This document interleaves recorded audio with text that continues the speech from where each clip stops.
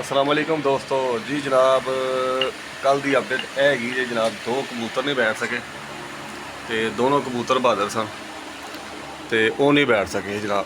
4:07 ते 5वां कबूतर बैठ गया सी, देख सकते जी। तो कुछ टूरनामेंटा में एंट्री है सन तो वो जो साडा पिंड वाला कप है ना, कप चिर पिंड ये जनाब फस्ट पोजीशन आ गई। तो बाकी दे टूरनामेंट है कैंट चैंपियन ट्राफी ये कोई नंबर नहीं आया। पहला विशाल मरहूम टूरनामेंट 26 नंबर छत अज भी कुछ नहीं आया। अशोक जलून टूरनामेंट ये भी कुछ नहीं आया। तो बाकी है ने अमर भाई सलीम, इन्होंने 1 to 1 मुकाबले से जनाब, इन्हों को जनाब जित गए।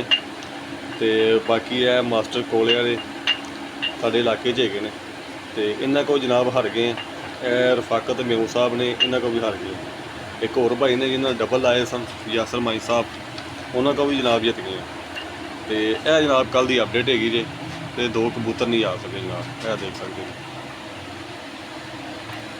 जी। इमरान भाई जी अदर भाई की कहना चाहोगे कल के हिसाब नाल? अदर भाई शौक अच्छा हो गया, हार जित एक में रहना, एक में जितना ही। हाँ जी, अच्छे हो गए सारे अच्छे। सारे दे छोटे ने, क्योंकि अपने इलाके विचों भी काफ़ी कबूतर ना शॉर्ट होए ने। ऐसा हार चाहते हैं ना किसी भी कबूतर नहीं पूरे कोई एक दो कबूतर शॉर्ट होए ने।